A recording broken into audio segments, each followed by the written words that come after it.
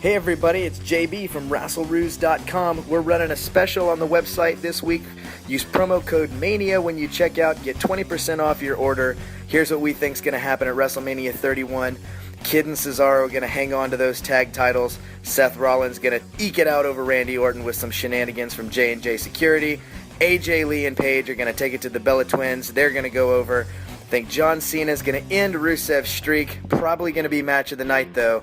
Undertaker and Bray Wyatt. This is going to be so much fun to watch. I'm hoping that Bray Wyatt wins. Daniel Bryan's going to win that ladder match. Sheamus is going to win the Andre the Giant Memorial Battle Royal. Sting over Triple H. And I'm going against my instincts, but I think Brock Lesnar is going to walk out of WrestleMania 31 with the title. Check us out, WrestleRews.com. Promo code MANIA gets you 20% off this week. Have a great one.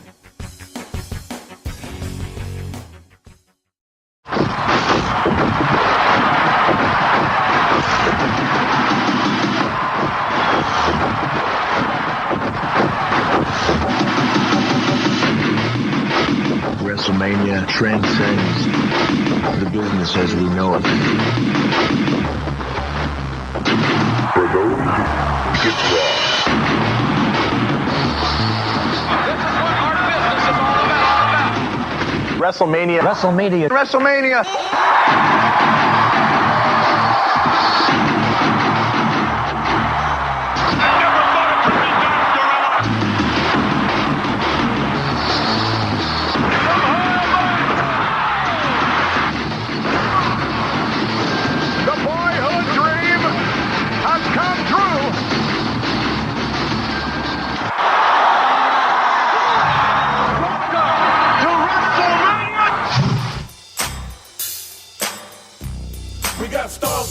We got stars galore. You're gonna see a show like never before. The mission is the title that we will win, but we all gonna rock WrestleMania. I think this is fake.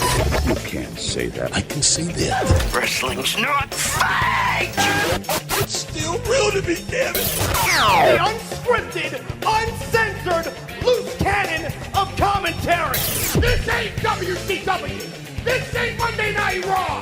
This ain't SmackDown. This ain't even WWE. Do I have everybody's attention now?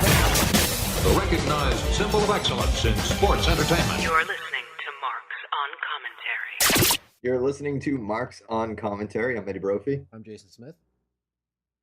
From a pretty lengthy sabbatical, I'd say. Yeah, but a well-deserved. And I think after the Rumble, I think we were both kind of, especially after last year's WrestleMania, I think we were both kind of mentally exhausted. I think after the Rumble, I think we were even more so. Yeah, I mean, I'll be honest. This year with the Rumble, I didn't even watch it. Like, I basically just followed updates on Twitter and basically just, WrestleZone and places like that because there was nothing. I wasn't invested this year. There was nothing for me to be really invested in because I can say this now. But, and everyone can say, like, oh, he's just saying that because it happened. But no, I really had no faith that Daniel Bryan was going to win the Rumble match. Absolutely none. Yeah. I even more so than last year. It was like, okay, last year it's like we pushed it to happen. This year it was like, yeah, that's not happening. They have their guy. And despite everything that you'd want, they're going to go the way they want. Basically, that's how I looked at it. So, I mean, for me, I've sat a few pay-per-views out and, I've been tuning into Raw just to to be honest with you, the most compelling thing going into WrestleMania that I've seen, and I hate saying this because although I've never really bitched and moaned about the whole part-timer thing as much, I just have my own opinions on The Undertaker, but I feel like so far the best utilized match on the card is going to be Taker and Bray Wyatt. It's definitely a sleeper though, because you don't know what to expect. You haven't seen Undertaker on screen, on TV in over a year. I think, at first I thought that could be although it goes back to WrestleMania 20. They did the same thing because obviously they were changing Taker from the Dead Man Inc. character back to old school Undertaker, Ministry Taker, Dead Man. And I thought it was really effective. Undertaker did not come out physically or even show himself for one of those promos against Kane, and it built this wild anticipation for the match. Mm-hmm. I mean, I remember genuinely tuning in every Monday night, and back then that was 2004. So, I mean, back then the card wasn't as as bad as I think it kind of is now in terms of like how strained and diluted it is, but I can definitely say that there was a really, I don't know, it's a really positive thing that came out of Taker's absence because it raised more questions. Mm-hmm. And because there's always I mean, this is sports entertainment. There's always that, 50% chance, and I don't think people could really argue this, that they could book Undertaker in a match or say Undertaker's coming and he could just not show up. Yeah. I mean, That'd be WWE, kind of dick, but bad on their case and bad business, but it might be bad business, but at the same time, it's not impossible for them to do. I mean, think of all the times they've teased CM Punk coming back, and so much as plays, Bret Hart. They've done this so many times. And I will say, I don't know, have you seen any of the pictures floating around on Instagram of Undertaker? Of Undertaker? Yeah, I've seen them. What do you think overall, just by, I mean, again, it's kind of a superficial question, but just by looking at him, I think he looks really healthy, but he always looks really compared to the ones where he looked like an old man, like a shriveled up Walter White. Like the dude looks healthy now. I would argue he looks better this year than he did last year. Right. So I am curious though, because we haven't had Undertaker in any sort of capacity yet. Is there a chance that he could come out with a different gimmick this year? I mean, I hope so. I'm kind of hoping like maybe we get like Purple Glove Undertaker or some kind of new take on that, but I mean, because the past couple of years now, he's been kind of going along with the similar gimmick. And I mean, Undertaker's Undertaker, no matter what, his presence at Mania is absolutely captivating. Everybody's going to be watching that match. But would it be beneficial to the match and beneficial to his character at this point, given the fact that he lost last year and that the streak ended and that we haven't seen him on TV since, if he came with like some sort of new attire or new gimmick? I think so. And I really don't understand why he's in that kind of singlet kind of deal now, because he looks so much skinnier. Like if you look at Undertaker where he used to have like the leather pants and stuff like that, I think he should go back to that because it filled him out. Like where his legs weren't quite as big athletically anymore, the leather kind of hit it or whatever. But I mean, and not to get morbid here, but I've also thought in recent years that Undertaker resembled more like my father did after he had cancer. Like, just he looked skinnier and lankier. And again, this is like a totally superficial, like people are gonna yell at us, like, why are you talking about the way Undertaker looks? I agree with you though. When he wore like the leather pants or like the older Undertaker outfits, he looked more filled out. But I said the same thing about Kane. When Kane took the mask off and he only wore the tights, yeah, he looked smaller for some reason, whereas when he had the mask and the long hair and he had the singlet or the one-armed costume, he looked bigger. He almost looked chunkier. Mm-hmm. Like, again, that's age. I don't think you can really stop that. But, like, because eventually they thin out. But it's something kind of sad about it because you're like, oh, man, he's getting old and he's thinning out and he doesn't, But I think he genuinely looks good in those pictures. And I personally, I wouldn't mind if he did something where he like combined all the old Undertaker characters in one. Mm-hmm. Like I think it'd be kind of see like a Purple Glove Undertaker come out on the motorcycle. A Hellfire Brim, like what is it, Ghost Rider kind of motorcycle? I always thought would be kind of cool. Yeah, like I think it'd be totally awesome if he came out in like the old trench coat with the hat and tie and the gloves on the motorcycle. Yeah, something or different. some variation. I mean, even take like the gloves with the Dead Man Ink tights or something. You know what I mean? No, I'm with you. There's several variations they could go with that. But I mean, in terms of your thoughts on the match, I personally, given the fact that Bray Wyatt's been in charge of, sustaining this promo, I mean, how do you think I think he's done a phenomenal job. Yeah, Bray, he's been by himself. I don't know if you've noticed, like he's flubbed a couple lines lately. That's not normally like him. He's kind of stammered and stumbled over some words sometimes.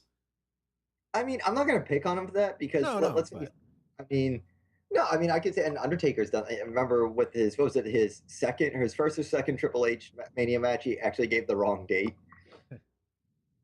But no, I mean, you got to figure though, someone like Bray, who, I mean, he's not necessarily a new superstar anymore, but he's certainly not a veteran of the business. I think for him to go from the Wyatt family to all these like really phenomenal grudge matches with like Bryan and people that caliber to wrestling the Undertaker, I mean that's gonna be a huge deal to him.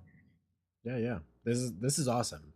But I'm excited for it. I think it's awesome that Bray is getting this chance to kind of rub shoulders with like one of the icons of WWE. So Now, is there a chance in your mind? I don't have any spoilers on any of the matches, frankly. nor These do are I, and nor do I want spoilers at this point. This is merely my prediction, but I mean, how, can you see Bray getting over on Taker? Would it hurt Taker more, or I mean, does Bray really necessarily need to win this match? I guess is my question. Is like, does it? I mean, obviously, if he goes over Taker, that's a huge nod to him. But I don't know. I kind of like the idea of this match because I don't really feel like it benefits one guy over another regarding who wins or who loses or whatever. Like, I think just the two of them being in the ring, if they can put on a solid, like, I don't know, 20 to 30-minute match, and it's just because, I mean, Bray, unfortunately, this far in Undertaker's career, he's got a lot to live up to. I mean, I wouldn't necessarily say he has much to worry about the Brock match last year, but I think like the Michaels matches, the CM Punk match, the Triple H matches, like obviously the Kane matches, like Taker's had a pretty steady flow of like good, solid Mania matches. Definitely. But in terms of like who's going over and what, I don't think it benefits Bray to lose this at all. Like he lost last year to Cena, which was pointless in my mind. And to I remember that. So now you're setting a precedent that this guy just goes into WrestleMania and loses. He talks a big game, but can't deliver in the end. You know what would be kind of cool though, actually? Although, fuck no, and you can't do that because again, he lost to Cena last year. I was gonna say if like somehow Bray was the new Mania guy to have a streak, but you can't do that obviously because that sucks. I just caught myself in that too because I was thinking, I'm like, oh, that would be no, he can't because it's not like back and be like, oh, forget about that match, that doesn't count. Yeah, no, but it really doesn't do him any good to walk out of this with a loss going forward. Like, because if he is he is essentially the top heel outside of Brock, who, that's questionable and we can get into that later, but he is essentially your top heel that you're building. Yeah, but he's the top heel the way The Undertaker was the top heel. He's supposed to be a bad guy and he's supposed to be like really ghoulish and like ominous, just like that really ghastly like character that you're supposed to be afraid of, yet the people could not love him any more than they probably do. And I could be wrong even saying that, but like he is so over. Again, he's the total package, and I think like that's definitely something I absolutely want in wrestlers now. Is, I mean, he's a great speaker. The guy can cut a really mean promo. I mean, in the ring, he's definitely, for a bigger guy, he's got some physicality. Yeah. I mean, I think, as cheesy as it might seem, and you can't really deny the cheesiness of it, but I think the spider walk is awesome. Oh, I love it. For a guy his size, again, for a guy with his look and his size, like he definitely, again, we've talked many shows before about Undertaker, the man owning that character. Mm-hmm. And I think, honestly, the best thing to happen to that guy, or I don't want to say Bray Wyatt, because it's obviously not. It's Husky Harris, if you will, was becoming Bray Wyatt. Without a doubt. And honestly, it ran the danger of it could have been really bad, because the vibe I got when we were doing the show and we were seeing the Wyatt family promos was they were totally going for like this like True Blood, like Southern, like weird cultish sort of vibe. Mm-hmm. And it could have been another like Bodell. It could have blown up in their faces the same way Fandango did. Mm-hmm. Bodell, all these really kind of stupid gimmicks, and like for what it's worth, like, and on paper it is a really stupid gimmick, but he makes it work. Yeah. But I mean, I don't know. So I mean, in your prediction, I guess, are we gonna go with hopefully Bray on this one? I think it does. I don't think it benefits at this point. If Undertaker still had the streak, without a doubt, go with the Undertaker. But it's already over. There's nothing to gain. Undertaker, like, it was the argument that Punk always had. Where he was like, well, what next? Like, yeah, okay, Undertaker's leaving presumably right after this. What next? Okay, one guy's gonna be here, the other guy isn't. You just, cooled off one guy and now nowhere to go. Right. So, I would be shocked if Undertaker pulled off a victory. Now, what are your thoughts if you want to run down the card here? What are some of your thoughts on the other matches on the card? Let's see. We can start with the pre-show. we got the 4-way tag title match. I'm kind of looking forward to it. I did enjoy last year's kind of 4-way tag. It's funny. There's a lot of the same players in it this year. Now, is that still, because I just read somewhere that the Andre the Giant match was going to be the pre-show match. Are they going to have two, or they are having 2 pre-show matches? And the reason I heard they timed out the show and ran out of space, so the pre-show matches are going to start a half hour earlier. So instead of starting at 6:30, it's going to start at 6. Right. So, but yeah, both. Now, I'm going to rely on you here because I haven't really checked recently. I don't know specifically who's in the Andre the Giant match this year. The big names are Miz Dow, Ryback, Big Show, Kane. I think the Ascension is in it. Axel is in it. Who else? I think it's like Fandango, Zack Ryder, typical people that you would expect to, anybody that didn't really fit anywhere else into the card. Now, the 2 names that really jump out to me there are Miz Dow and Axel. Okay. I mean, in your opinion, what are your thoughts on someone going over in that match? If it could be a catalyst for the year going forward, who has the most games? If you're looking at it how it was supposed to play out for Cesaro, I think it is definitely that guy that is in that role this year is Mizdow. Yeah, that guy that's just he's catching on with the fans. He's getting really hot. I think he's my pick to win this thing. I think he deserves it. It'll give that rub to get him away from Miz and kind of push him off to do something else. Well, I mean, if nothing else, if he's the guy that eliminates Miz in the match, now you're building a program with him and Miz for the next pay-per-view. Yeah. As long as they don't overdo it, I could see a pay-per-view match or 2 coming out of those 2, but any more and it would just be excessive, and I think it would only hurt both superstars. Yeah. I mean, 100%. This feud has been building for a while, and I did catch the male enhancement ad and the stupid hokey stuff like that, but it has been building now. Yeah, to me, that's been the focal point of this match, basically. You've got Axelmania, which is kind of funny, and I'm probably going to predict that everybody in the Battle Royal just picks him up and throws him right out. You know what? That would be, I feel the most realistic way to look at him, because for what it's worth, I think that they've done a good job kind of maintaining the fact that he wasn't really eliminated and he's still in the match, and he's still, I do, as stupid as it is, I do actually love the fact that he's still counting the minutes and the hours that he's been in the Rumble. Oh, that's amazing to me. I did think for a second, though, that they were going to have, on the final SmackDown, Reigns just comes out and throws him over the ropes. Okay, I won. Just to push Reigns a little bit more, but maybe they're saving that.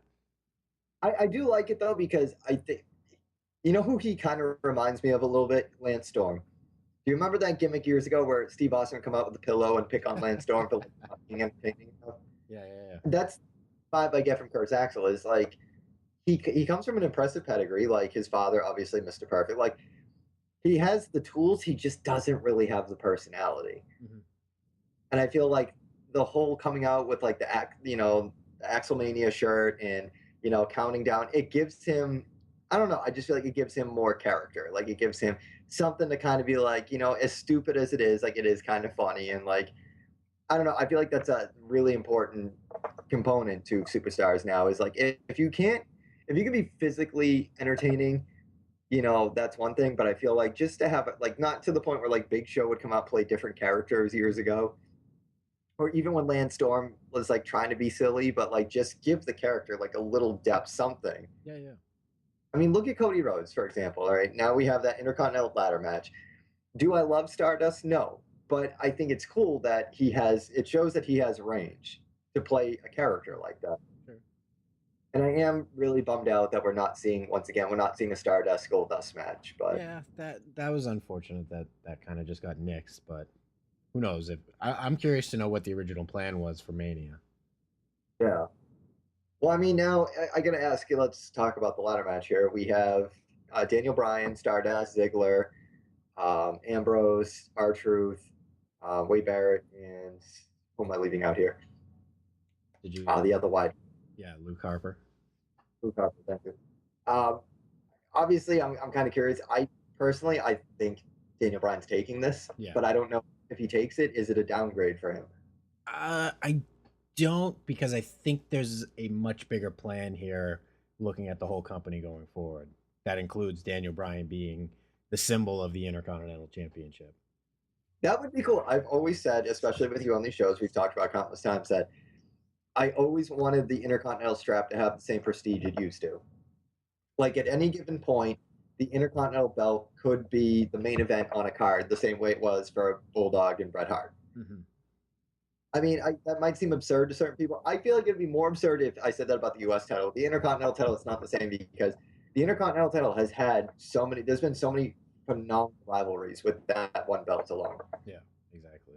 I mean, second, obviously, to the WWE Heavyweight title, but some of my favorite pay-per-view or WrestleMania matches have been with the Intercontinental strap. I'd argue there's better matches with the Intercontinental title at WrestleMania than there have been for the WWE title. Well, I mean, this is going to be a hard one because obviously you have The Rock and Shamrock on the same card with Austin and Michaels. I still thought that was a hell of a match. Yeah. Absolutely a hell of a match. I mean, Chris Jericho, hands down, probably one of my favorite Intercontinental title holders. I mean, there's just been a list. I even loved Shamrock when he was the Intercontinental Champion. I thought he was a great Intercontinental. Yeah.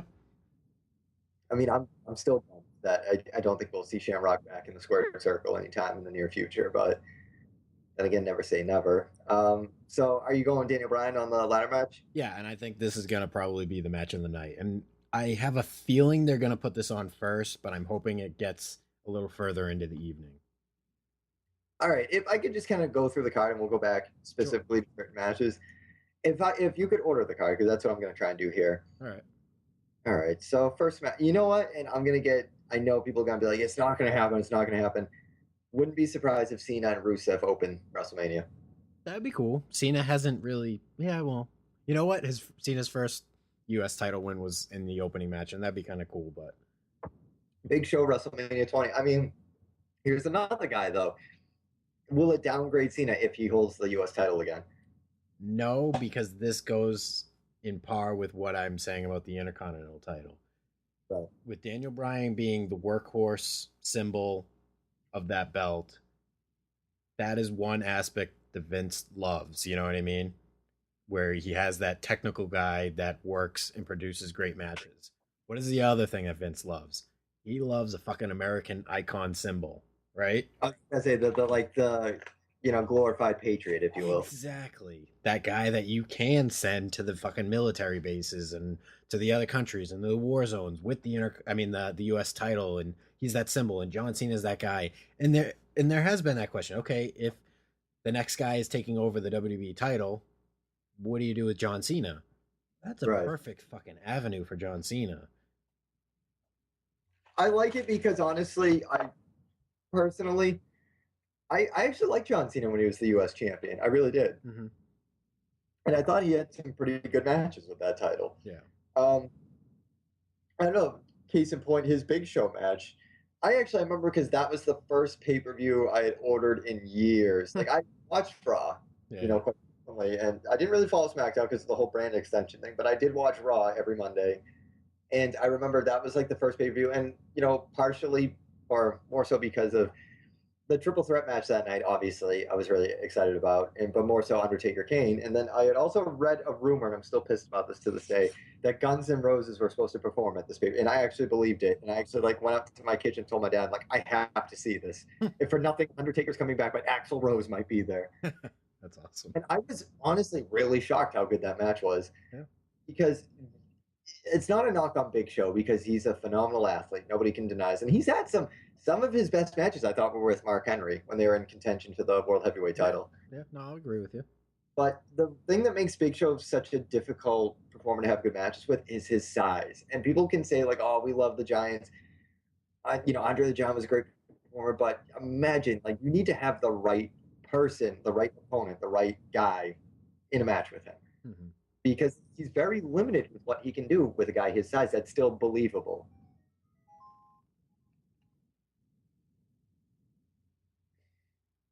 Are we having a Zelda break? What just happened here?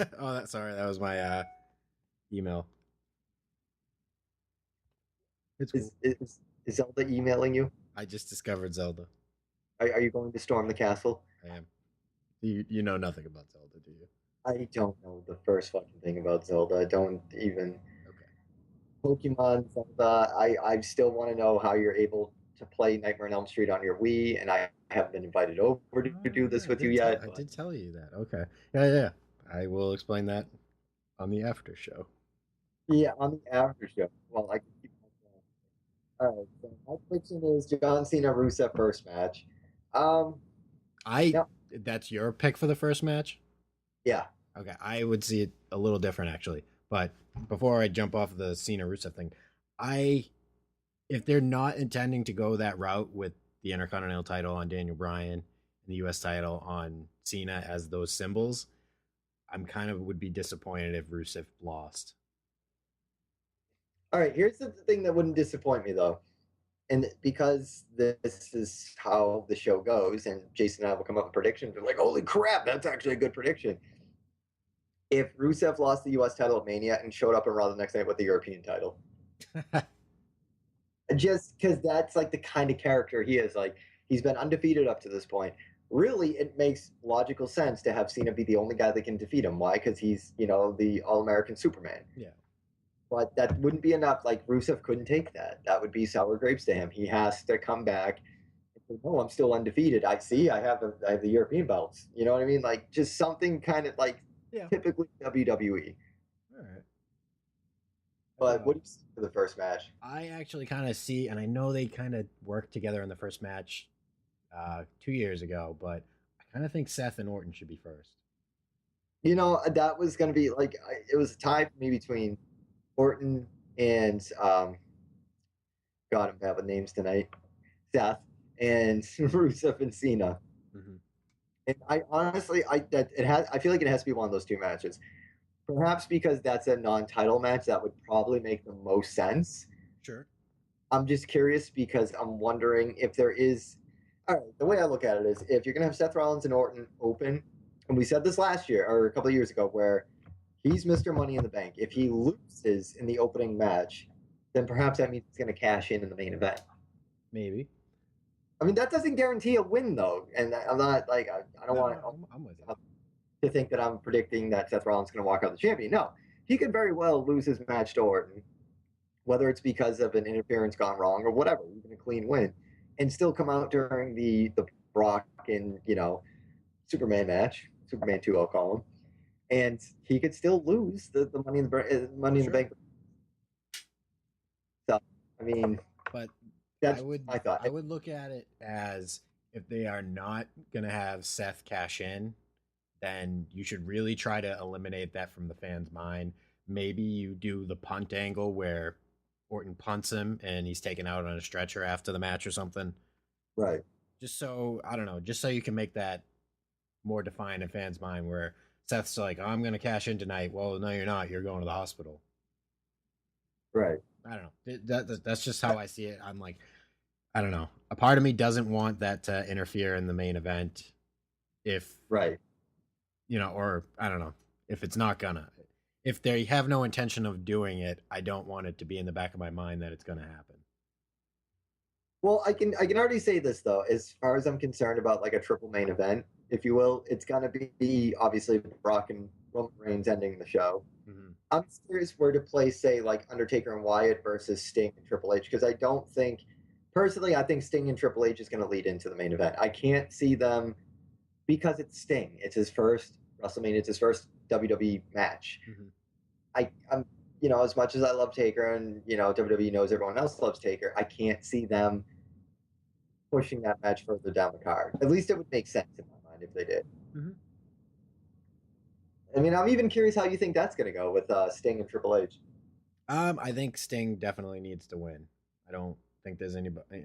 Sorry, Triple H. You're the company guy. Put the guy that needs to go over, especially in this position, on this big stage.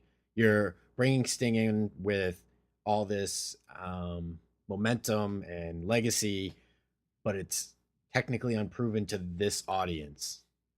If you weren't a WCW fan or even go dive into the archives on the network, Sting's just a guy that's being built up as he did all this great stuff. Okay? He is this icon. Yeah. You need to show that on this stage. I think that is also another match that's had a great build up. where they very much revisit Sting's legacy in WCW, but as good as or as prominent or as special as his legacy was in that company, he wasn't that in WWE. You know what I mean? Exactly. So he has a chip on his shoulder. He has a lot to prove now. And I think the best way to go about this is if you couldn't give us Taker and Sting this year, then at the very least he has to go over Triple H. I agree. And I think the setup or Monday night rather is after Taker loses, he's now has a losing streak. Sting comes out and they have like we just got to know who's better. One last time next year at WrestleMania. Let's do the whole year-long build-up. Let's get that out of the way of will it happen? Like, fans know the next night it's going to happen, WrestleMania 32 in that huge fucking arena in Texas. Now, I like that because originally my angle was going to be you have Triple H, Sting, and then Undertaker and Wyatt. Goes over Triple H, and at the end of the Wyatt match, and this would only work if Taker went over Wyatt, which I think would kind of crush Wyatt. Taker does that, famous pose in the ring. Lights go out, you hear the crow sounds, and then Sting comes out with the baseball bat and just points it at Undertaker. Yeah. And like they did with Triple H and Undertaker, no word is spoken. It's just Taker in the pose and Sting pointing the bat at him. But I think I like your suggestion more because if he's in a losing streak, 2 years in a row he's lost, and he's kind of like, maybe he'll actually come out and do like the quasi retirement speech, exactly. Really, I'm done. And in that fucking crowd the next night, okay, you're in a dome. If you did it the way you were just suggesting, you're not in a dome, you're not in an enclosed surface. All the sound is just going to go out of the building. Or you wait to the next night where you have that hyper concentrated WWE universe where it's a lot of smarks and stuff like that essentially in the crowd that know what's up, that you'd put Undertaker in there. I'm sorry, I'm retiring. That's it. And then the fucking lights go out and they do that crow fucking shit and Sting's just standing there and you just fucking hold that moment. Well, the only way that would work too is if that ended Raw the next night. Yeah. That's the only way that would work because this is the thing we all know is about the post-Mania crowd on Raw. They're insane. They're like punch drunk from the week before. Like I'm not saying like the event. I'm talking about the entire week leading to Mania. They're completely punch drunk. They're just out of their minds. They want the great, and it's already proven that it works. You had Rock and Cena a year out, and it worked. It didn't have to. It could have blown up in their faces, and I'm sure many times it almost did. Yeah. I remember talking to Sean, and he called me. I think no, it was you. It was you and Sean actually. You both called me a smart mark because I said, the reason they're putting him in a rivalry is Kane is because Kane's like the safest guy to work with, right? Yeah. Like, shut up, Eddie. Like we get it. But no, I mean I 100%. Like I had my ideas and my notions about Taker Sting, but until you mentioned that, I'm like, no, that's perfect because that's gonna get hopefully. I can't see it not getting this, but that would get like the shake the foundation of the arena kind of reaction of like, oh my god, like because how many matches have we talked about now that we've always wanted to see and they'll never happen now? We're never going to see Punk in Austin ever. You're never going to see Hogan in Austin, right? So, but there's still like a sliver of hope. Like for example, like Brock and Rock. I think you could see that. I mean, the fact that Brock just re-signed, I'm not going to say that dictates who goes over at Mania because you know what?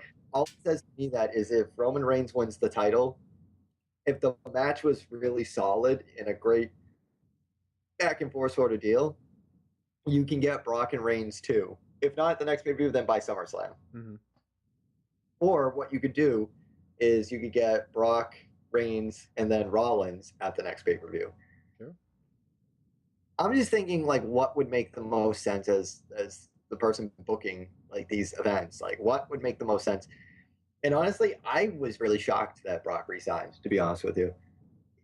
Yeah, I don't know.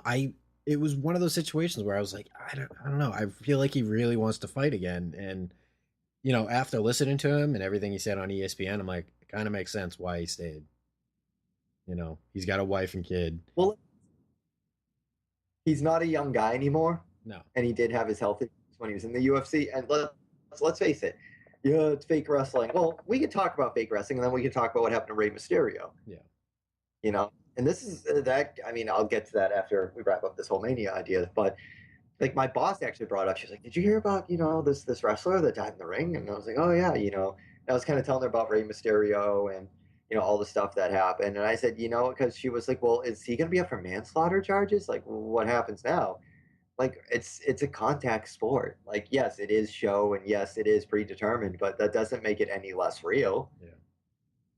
I mean, so for Brock to sign, yeah, I mean, there's more longevity. Like, yes, you still get hurt in wrestling, but not the way you do in UFC. No, not at all. So, yeah, it makes sense for longevity in terms of a career, in terms of your financial future. And Brock doesn't strike me as the type of guy that's an idiot when it comes to money. No, not at all. I mean, let's face it, like, Brock was in negotiations with WWE a few years after he left. And I remember seeing that on the WWE website. That's right. And it fell through, and they had that picture of Brock in the hallway with all the pay-per-view posters on his phone, and thinking, like, I remember even then I'm like, no, it's too soon. Like, they're not going to cut the deal for him that he could get in the NFL or in UFC. Now Brock's such a hot commodity again because he's got that UFC legacy, and the people that weren't wrestling fans before but knew Brock from UFC are now tuning into WWE to see what Brock's about. Yeah. And I'm sure, just for posterior, they're going through the network and seeing some of his older matches, and Brock was absolutely phenomenal. He was one of my favorites. I didn't necessarily. I loved his athleticism. I hated the man. And that means he was doing his job, though, because I couldn't stand Brock Lesnar. Yeah. Now he's awesome. I mean, he's always been awesome. That's the thing. I just think now it's just, he has nothing to prove. Like, he did what he did in the UFC, and, like, regardless of how he looked in the UFC, people still respected the shit out of him for it. I mean, that's a break topic again, but, like, I can only hope that for CM Punk. Yeah. I'm not saying it will or will not happen, but I can only hope that for him, that here's a fake wrestler who had all this controversy, now he's being sued and all this bullshit. If he goes into the UFC and makes a name for himself, that would just be phenomenal for him. Like, yeah. I want, as a CM Punk fan in wrestling who was devastated when he left and is kind of like, I'm not really into UFC, but whatever, like, I'll check it out with Punk in there.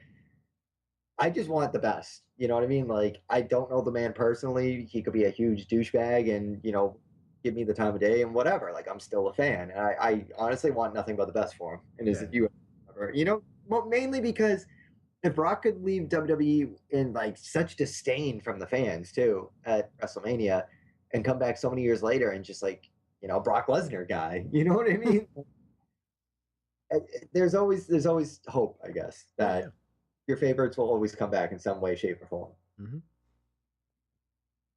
But, let's go through the rest of the card here. A Divas match, do we dare? I don't know. I guess the Bella Twins, since they're the top heel, I would hope that they retain or win. Right. I don't know. I mean, as far as this card goes, like, is it the best WrestleMania card I've ever seen? No, but it's not the worst. No, it's certainly better. And, I went to WrestleMania 29, and I would argue that this one is a lot more entertaining than that. I mean, I've always said WrestleMania is really hit or miss. It is really hit or miss because you could be a fan of the Attitude Era, and personally, I thought WrestleMania 15 sucked.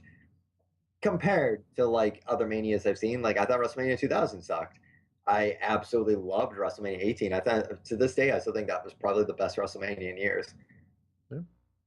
I don't know, you might have different opinions on this stuff. I'm just saying, like, to me, WrestleMania 18 was probably the definitive WrestleMania.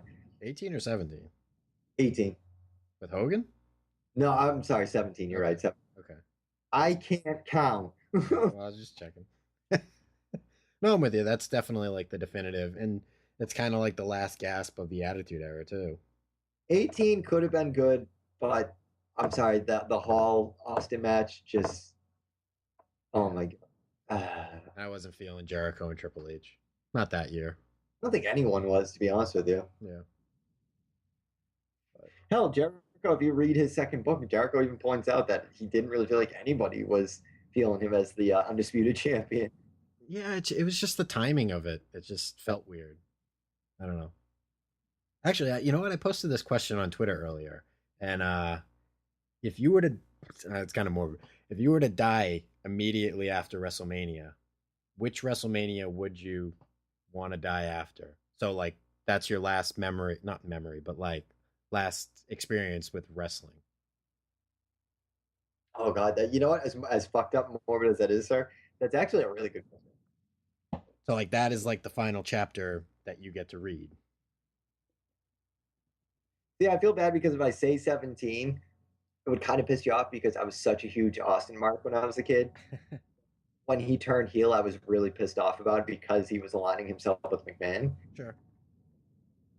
I'd say because obviously you want to say Boston's like the most obvious answer, but really I think my two would probably be WrestleMania 6 and WrestleMania 18.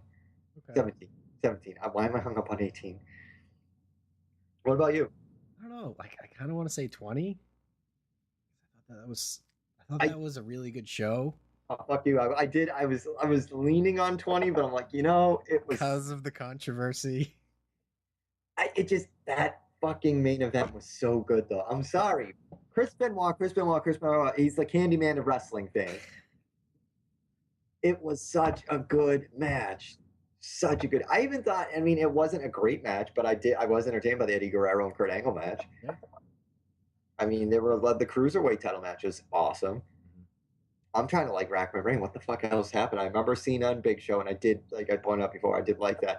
The Undertaker Kane match really wasn't that good, but it didn't matter how good or bad it was because Undertaker was dead man again. Yeah, exactly. That's all that mattered. Yeah. God, who the hell else was on that card? I'm trying to remember that because I remember again, like I said, that was the first pay-per-view I'd ordered in years. Probably since that was the first pay-per-view I had ordered since WrestleMania 17. Actually, you had Evolution versus Rock and Sock, which is all right. It was all right. I think it was a bummer because they lost. Yeah, it was also Rock's last match for I don't know, a decade. I also didn't like that they tried to make Rock the comedic member of the duo, how he tried to flip it and do the "This Is Your Life" with Mick Foley, and I for whatever reason I don't love the lighter side of the Rock. I like the more snarky, full of himself, arrogant Rock. True. That's a good suggestion. I mean, 19 too is actually a good one now that I think of it. 19. All right, was that Brock and Angle? Yes. Okay, and wasn't that also Austin's last match? Austin's last match. Jericho and HBK. Yeah, in the now famous Cena George. Did you notice if you saw the video on WWE.com, they actually blurred out the face of the cardboard cutout and put Jay-Z on it? Yeah, because the whole thing was supposed to be how Jay-Z was supposed to have a rap battle with Cena. Yeah, I remember that. I remember specifically because I remember that was the first time I'm watching it a pre-show. I'm like, what the hell? Who's this guy? And why is there a George Bush cutout? Well, I just remember that the mic or whatever in the arena cut out, so all you got was this muffled onboard microphone muffled by the sound of the crowd. I think they've since fixed it, or they probably went in and told Cena to dub it. Oh my God. Yeah, so WrestleMania 19, because wasn't that also the show where Shawn Michaels came out and he had the confetti cannon? Yep. And he's walking out down, he had him lying down the rampway left and right, and the entire right side didn't work. I remember that because I remember Shawn Michaels, hands down, still one of my favorite wrestlers. Not the favorite, but definitely a favorite. Also, just how nonchalantly he just plays off something that doesn't work in his favor. I just remember the best part of that entrance was the look on his face when it didn't fire, and he was kind of yeah, fuck it, I give up. To this day, I found it once and I cannot find this, and it's not even worth mentioning because it's nothing of a segment. But it was when Shawn Michaels was on oh my God, the Cabana, and it was a bunch of guys, and then it was I forget who was champion. They were ganging up on somebody, and at one point Shawn Michaels was literally just with his legs up in the chair, the lawn chair with the coconut in his mouth, sucking out the and he just I remember I was watching it with a buddy of mine, and he's dude, can you rewind that? I'm like, sure, and I rewind it, and just the face Michaels made, they pointed to Shawn Michaels, and you just see him in the chair with the coconut, oh my God, I fucking love Shawn Michaels. I love him so much. Because that's what I mean, though. He's very comedic. He's a phenomenal athlete, but there's his DX comedy, which I think is kind of stupid. But then there's Shawn Michaels he's the Manny Ramirez of wrestlers. That Shawn being Shawn. I don't know. But don't ask me why that sticks out about that Raw or that Mania. But I just remember him firing the cannon and not working, and him just being fuck it. Oh my God. So overall, Mania, I'm excited. I mean, it's going to be the first pay-per-view I've watched since I did. What TLC? Tables, ladders, and chairs and stairs.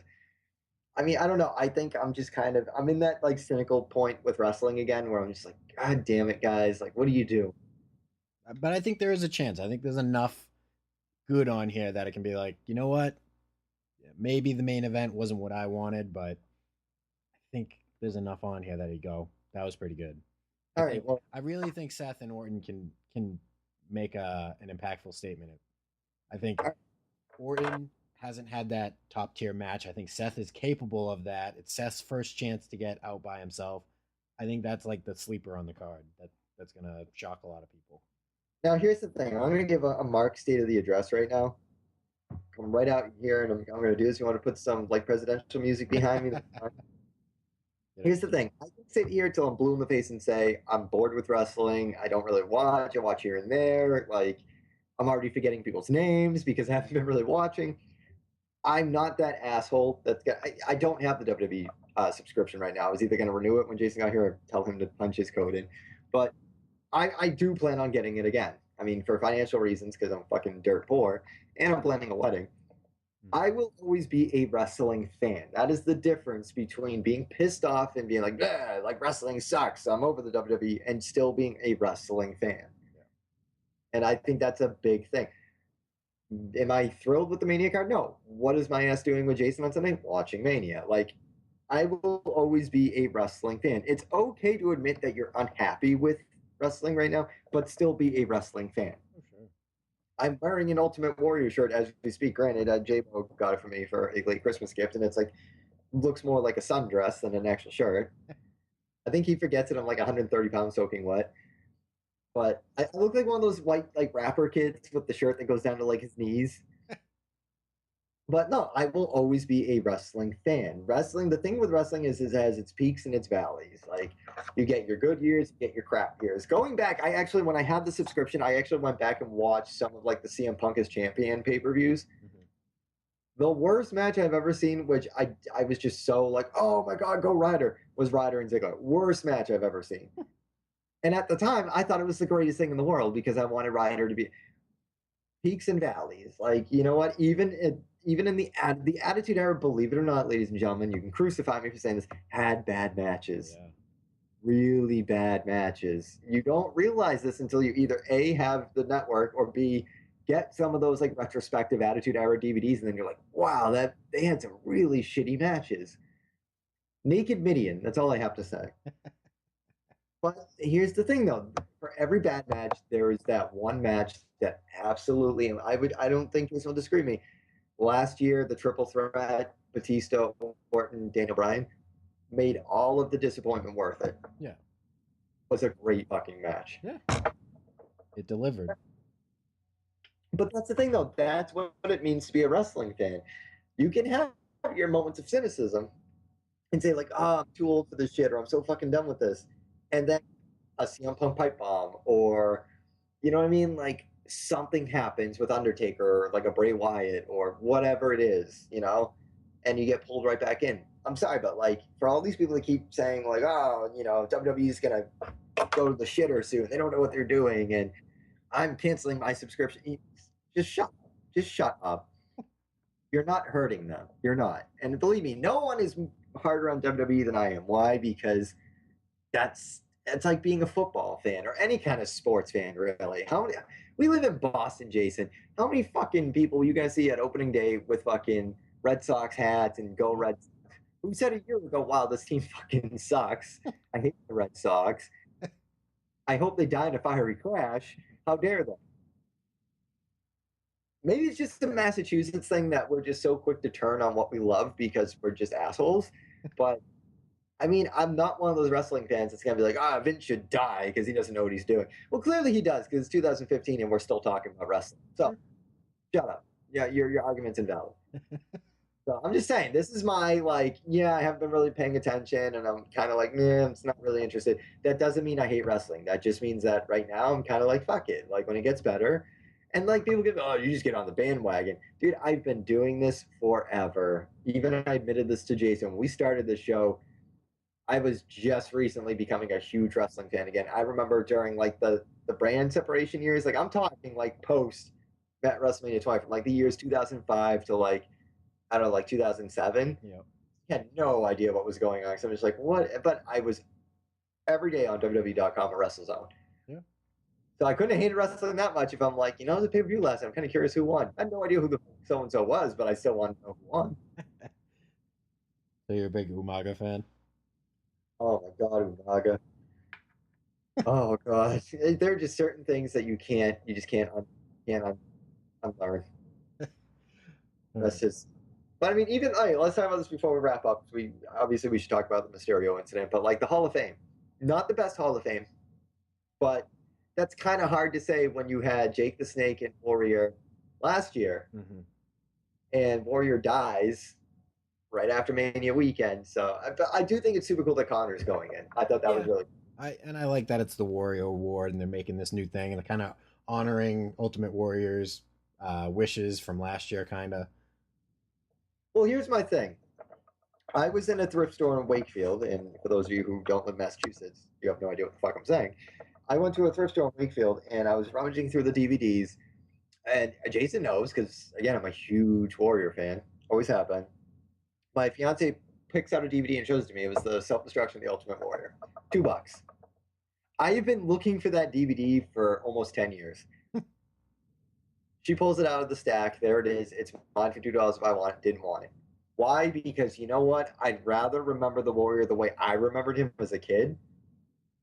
And honestly, I thought the DVD they came out with last year, phenomenal. Yeah. Absolutely phenomenal. It's everything I wanted as a Warrior fan. And then I know they're coming out with a new DVD, I think, next month. Yep. Will I maybe go back and buy it just for a collector's item? I can't say no, but I don't want to say yes, because honestly, at this point, where the man, and I'm not saying this just because he's dead, I'm just saying this as a fan. I think that it's really cool that WWE has really changed their song and dance about this. I did think that was super classy that Connor the Crusher is getting inducted under the Warrior. Yeah. I thought that was really classy because, I don't know, like, not to get cheesy, but like that made me really happy because it was like, you know what? They could have said X, Y, and Z about Warrior after he died, and they're just like, you know what? We fucked up. He fucked up. It is what it is. And you know what? That sucks that he's gone. So I thought that was really cool that they did that for him. And honestly, who of you did not watch that fucking memorial footage and not sob like a little chick? Like, honestly, like, what a cool ass kid. What a cool ass kid. Exactly. And Jason and I have nephews, so don't think for a second that we're not like picturing our little nephews or. And say little because Jason's not 13, 14, you know? Yeah, but I get another one, so. Kid's got a fucking mouth, I tell you. We teach him well. Yeah, but I mean, no, I thought that was like, that was to me, dare I say, because I love Macho Man, but that was to me a highlight in addition to Macho Man. I thought that was so cool that they were doing that. Yeah. I'm on board. Can we also talk about the fact that Kevin Nash going in the Hall of Fame and nobody seems to give a fuck? You know what, though? He's probably going to be one of the better speeches, if not the best. No, I won't take that away from you. I actually am. When I found out, like, it was just kind of like haphazardly. They were just like, oh yeah, Kevin Nash, Hall of Fame. Like, okay, cool. Like, why are we not making a big deal about Big Daddy Cool going in the Hall of Fame? But I agree. I think he will. And I thought it was cool that it's not actually Scott Hall is going to induct him. It's going to be Shawn Michaels. Yeah, it's kind of cool because. What is it? Triple H did Shawn Michaels, Nash did Hall. So I bet the Clicker are just going to kind of pass around that honor to whoever hasn't had that chance to like induct their friend. Well, no, because I'm curious. So, well, no, because then Razor Ramon could do, or Scott Hall rather could do X-Pac. Yeah, yeah, exactly. That would be cool. I think that would be cool because they had a storied rivalry too. They put on some good matches together. Exactly. All right, now it's kind of a morbid, and I've been talking about death all day. I don't really want to get into why, but obviously our listeners know I do the Walk for Suicide Prevention, so there's a lot of death talk today. So I don't want to focus on this too much, but obviously the Rey Mysterio incident. Yeah, that was unfortunate. Very sad. It's sad because I'm reading that. I think it was that Mysterio is actually like considering retiring from professional wrestling after this. And I understand it. I just hope not, just for him. Well, that sucks because you know what? Shit happens. And that sounds really cold and I don't mean it to. Like a man did die. That's nothing to like, you know what I mean? Yeah. But shit happens. It's not, it's the nature of the business. Like I remember reading, and this actually broke my heart when I read this, that Draws had actually come out in an article a few months back and was saying that D'Lo Brown actually considered suicide over what he did to Draws accidentally. And I remember thinking, like, that's terrible. Like, I thought it was so cool at Draws. I mean, this is a guy that, like, he's paralyzed. Like, that's it. That's his life now. It was even like, it broke my heart that he would consider that, like, dude, it's not your fault. Like, we're wrestlers. This shit happens. Mm-hmm.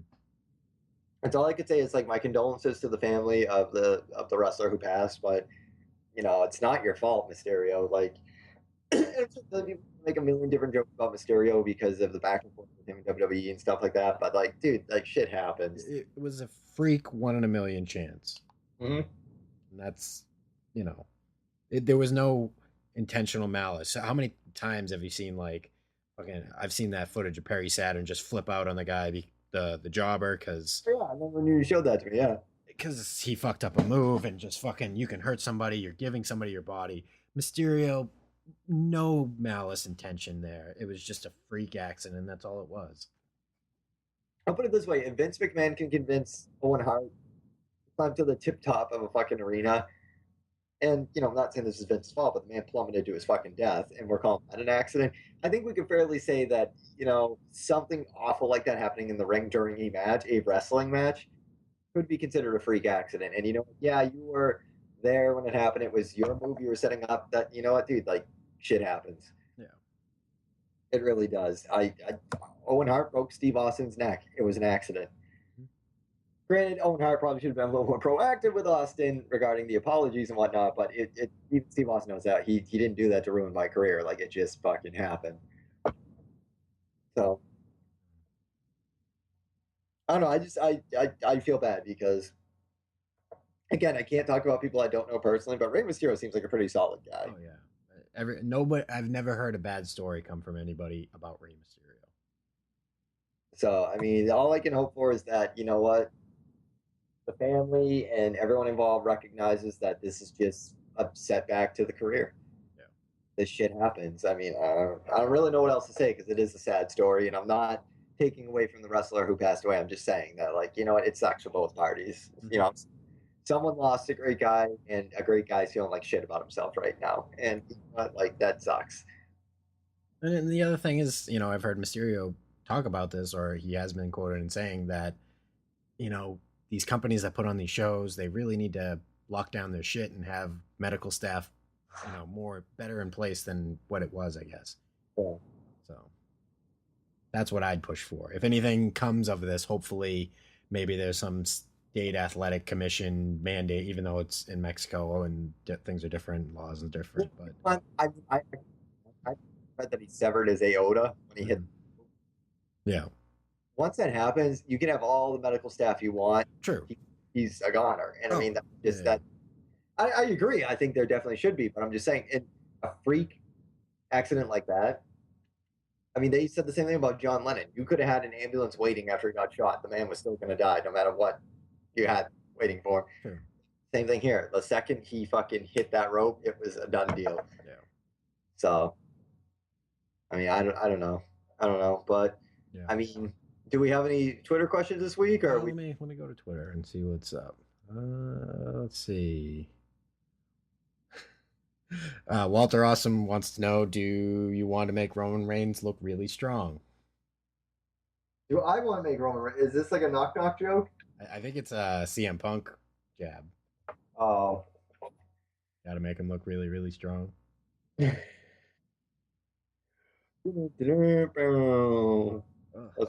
my Price is Right losing horn sound.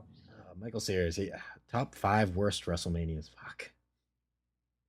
I love how he gets mad whenever he hears Michael Sears. It's nothing against you, Michael Sears. It's just that you have to give us questions that hurt our brains.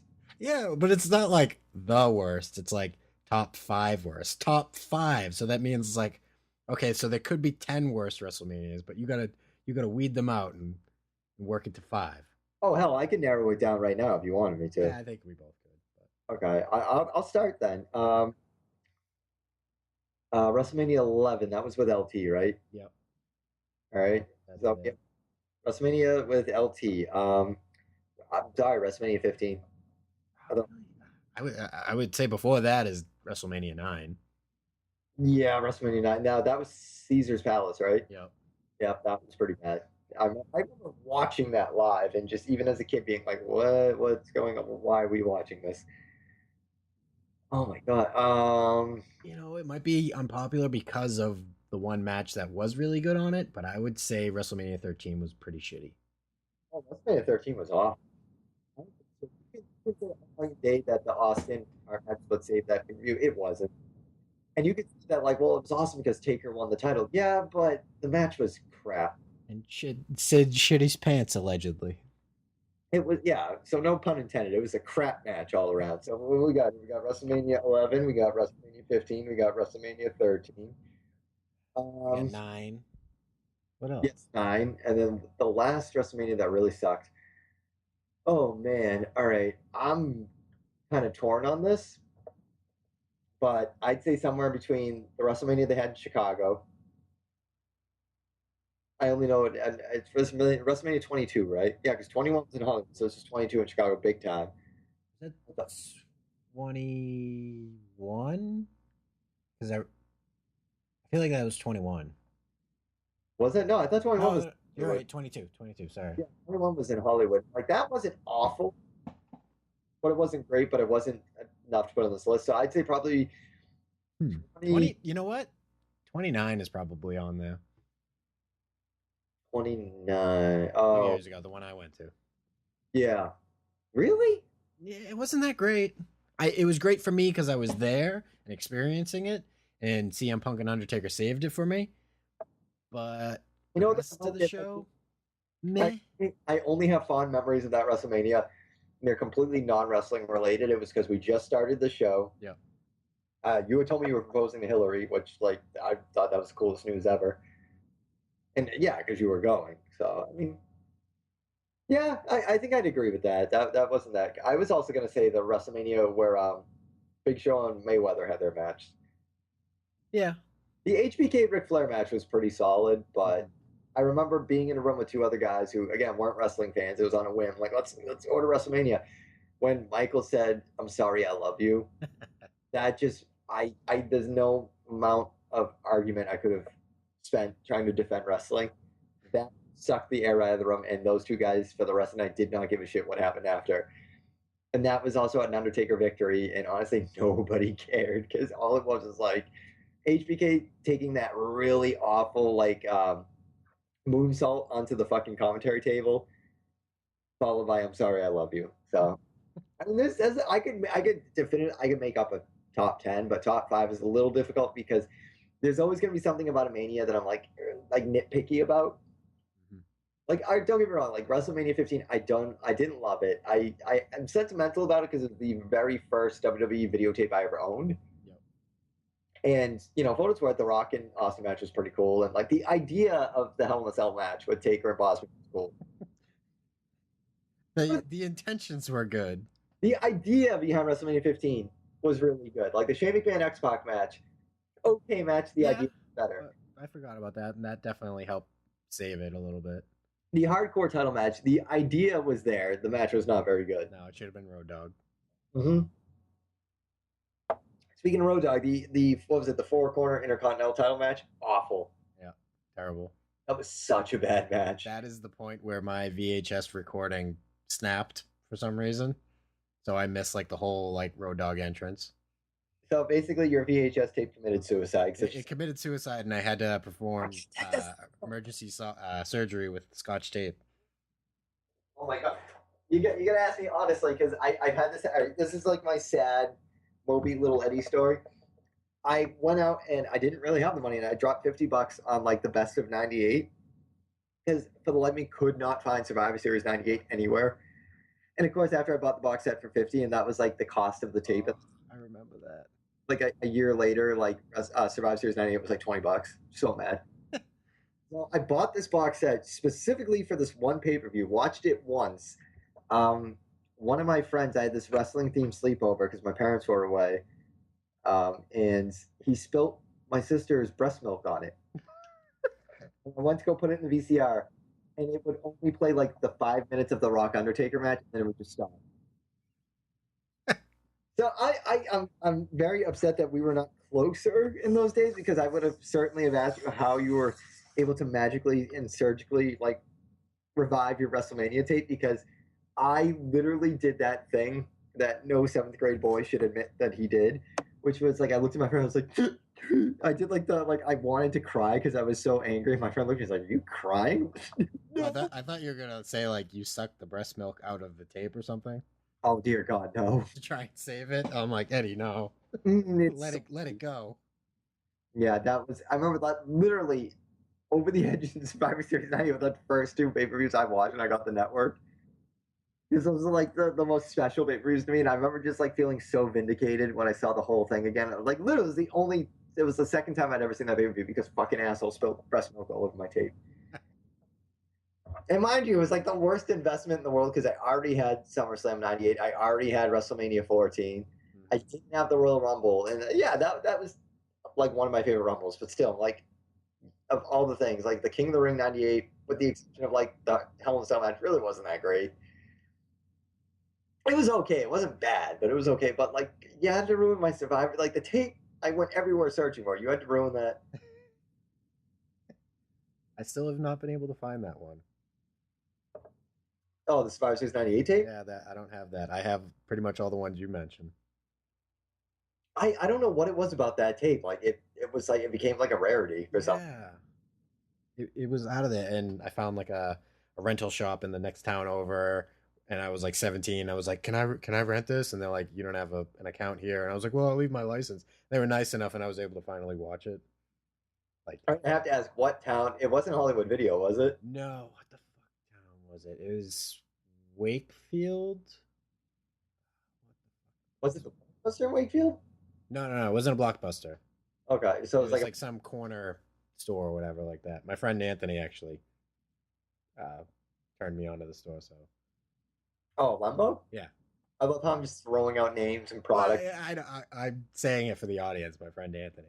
Yeah, I'm just saying it because I'm Eddie and I'm an asshole. I'm just like, let's have a conversation during our show that nobody will ever care about. Yeah, no, it was a cool little like not bootleg, like corner shitty. Yeah. Choose your words carefully, sir. No, they didn't bootleg shit. It's out of business anyway, so it doesn't matter now. Because you know what? Because they were bootlegging. But they did have the room of porn in the back. I remember that at West Coast Video in Stoneham. That was the only reason I ever went to West Coast in Redstone Stone was because that infamous curtain. And I'm just like, I remember, all right, non-wrestling related story, and then I'll wrap up the show here. So I went to that West Coast Video with the porn curtain with 2 of my buddies. And like, we didn't even go through the curtain. We kind of did like the thing where like, all right, go. You wait till somebody opens the door and then you look for the 2.6 seconds it's open. Yeah, like we kind of did that. Like we did like the whole, like if you've ever seen Benny and June where Johnny Depp throws the hat and like keeps the door open, like he's just like hiding and like the guy left and like he caught the curtain before it closed. Like kind of sneak our heads in for a second. We're like, whoa. And then like we giggle like a bunch of little boys, like, and we scatter. And my buddy's uncle was in the store and didn't know it. And all of a sudden I see this like hand get on his shoulder and go, I think you need to come with me. We all freaked out, and like he looks out and he's like laughing hysterically and crying because he's like, oh my God, it's just my uncle. I remember like meanwhile, like me and my other buddy were like literally already outside. Like if it was like a Looney Tunes cartoon, like you could see the dust in the shape of us. Yeah, so there's that, you know, nostalgic, non-wrestling related story. But anyway, so I'm sure we'll probably be trying to get Sean on here because Sean, of course, is the 3rd member of Marks on Commentary. He's just, he's got a new job. He's trying to be an adult, unlike myself. I can say Jason's an adult because, you know, I don't feel like it, but he has an important job. I wouldn't say important. But before we wrap this up, I think we needed to put a definitive stamp on the main event. I don't think either of us kind of picked our horses for that one. Well, all right. Here's how I'm going to go. The reason I think I'm intentionally avoiding this is because it's Roman Reigns all day. Really?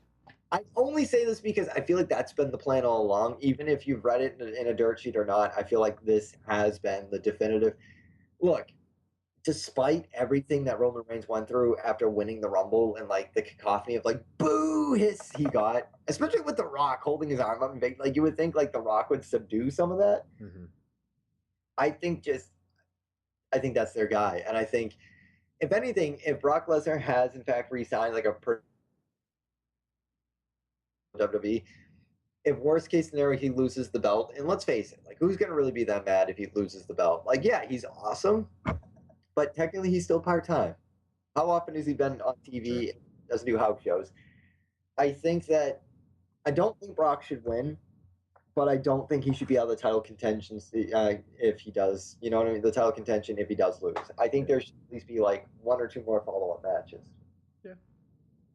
Legitimize, make it. All right, I'll put it this way: legitimize Roman Reigns and the fact that it's not a fluke when he beats Brock. Okay. Give it some legitimacy and give him a couple of like rematches, and have him go over Brock in the rematches, and then it's like, okay, I'll accept him as the champion. Sure.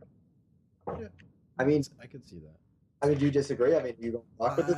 Up until Tuesday, I was full. It's gonna be Reigns. It's gonna be Reigns. It's gonna be Reigns. But So does news kind of throw you off a bit? it did, and you know what? It kind of plays into how I was talking about the other titles. Okay, what are the things that Vince loves? Vince loves a patriotic guy, right? Vince loves a workhorse. You've set those things up.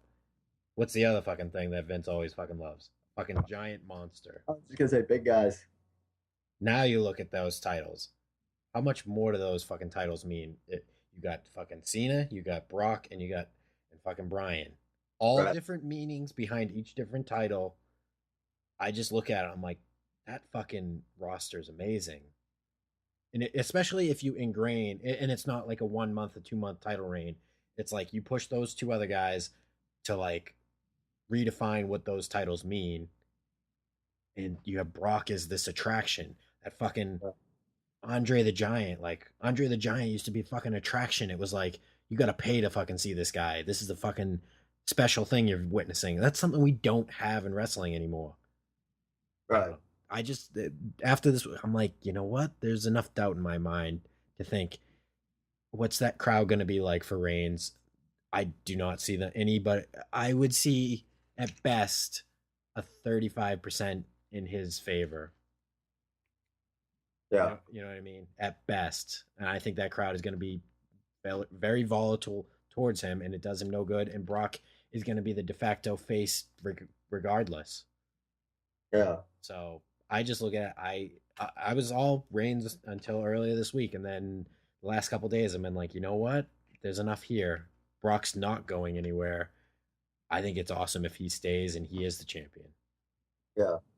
I don't know. I've kind of liked the fact that, you know, you got to pay to see Brock wrestle, and you don't know. I do love the fact that we really don't know who's going to walk out of this WrestleMania with the title. That's the one thing that I've enjoyed. Yeah. You know, past years, it's, you know, how many years and year-long storylines have we sat through where you're like, well, we just got to get to this point, and then the storylines take a dip this way or that way. It's like, we really don't know coming out of the show, and to me, that's the coolest part of the show. Yeah. No, I agree 100% with you on that one. That ends my spiel. Well, for Parks on Commentary, I'm Eddie Brophy. I'm Jason Smith. And we will talk to you possibly, I'm having a brain fart. What's tomorrow? Yeah, not tomorrow. We'll talk to you Saturday, Hall of Fame. Shut up. Good night.